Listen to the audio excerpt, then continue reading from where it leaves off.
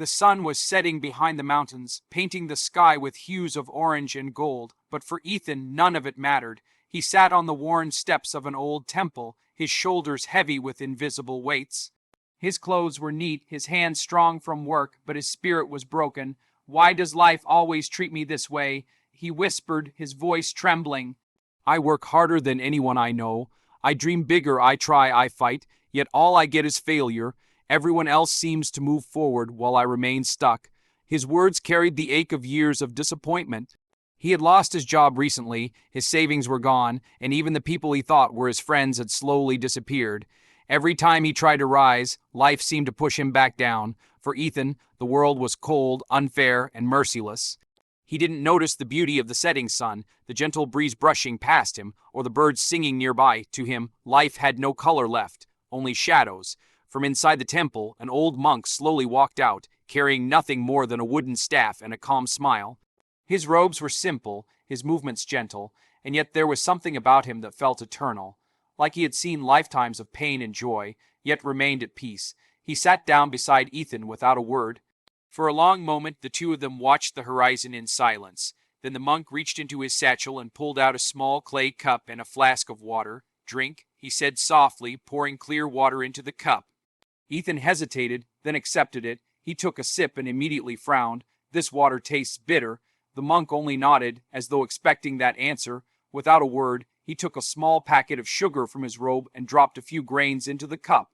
He stirred it slowly with a twig, then handed it back. "Try again." Ethan sipped and his eyes widened. The same water now carried sweetness. He looked at the monk in confusion. What does this mean?" The monk's smile deepened. "Patience, my son. Every answer comes when the heart is ready to listen." The monk leaned closer, his voice low but powerful. "Life is like this water. The bitterness or the sweetness does not come from the cup itself. It comes from what we place within it. Your mind is the same. If you fill it with anger, blame, and fear, then no matter where you go, life will taste bitter. But if you choose gratitude, kindness, and love, then even in the harshest times, life will taste sweet." Ethan lowered his gaze, struggling to hold back tears. The words hit him harder than any lecture or advice he had ever heard. The monk continued, "The world is a mirror. When you frown at it, it frowns back. When you smile at it, it smiles too. Most people live believing they are prisoners of their circumstances, but the truth is, your mind shapes your world. What you see outside is only a reflection of what you carry inside." Ethan's breath caught in his throat. He had been so consumed by frustration, jealousy, and resentment that he had blinded himself to everything good that still existed. He remembered how he had ignored his neighbor's greetings, how he pushed away friends who tried to comfort him, and how he constantly compared himself to others. The bitterness wasn't in the world, it was in his heart. That night, Ethan couldn't sleep. The monk's words echoed in his mind again and again. Your mind shapes your world. He thought back to his childhood, to moments when he had been happy despite having very little. Back then, a simple meal, a game with friends, or his mother's smile was enough to make the world feel beautiful. What had changed, not the world, but his way of seeing it. Tears rolled down his face as he whispered into the darkness, "I've been filling my cup with bitterness all along." The next morning, he returned to the temple to thank the monk, but the old man was nowhere to be found. Some of the villagers said he came and went like the wind, teaching whoever was ready to learn. Ethan felt a strange peace in his heart. He didn't need to find the monk anymore.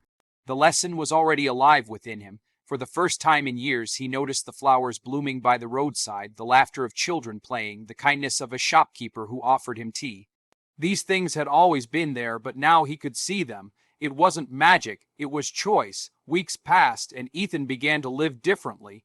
He didn't suddenly become rich or successful overnight.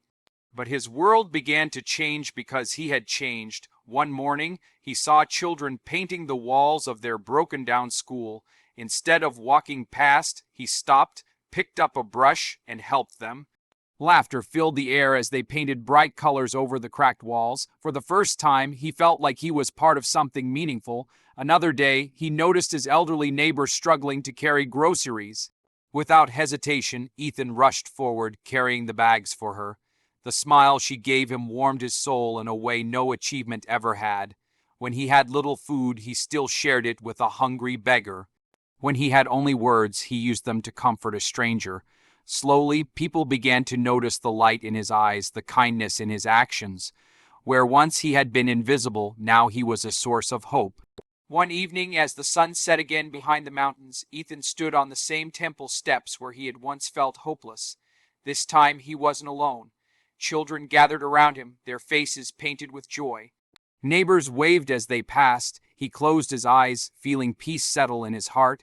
The monk's voice returned to him like a whisper carried by the wind. Your mind shapes your world. Choose love, and you will live in love. Choose kindness, and the world will bloom around you. And in that moment, Ethan understood. The world had not changed. The sun still rose and set. The mountains still stood. The river still flowed. But his world was new because his heart was new. Life is not always fair. Hardship, pain, and loss are real, but the lesson of the master is eternal. The way you see the world determines the way you experience it. Fill your mind with bitterness, and life will always taste bitter. Fill it with love, and even the simplest moments will feel like miracles. So the next time life feels heavy, remember Ethan's story and remember the master's wisdom. Your mind shapes your world.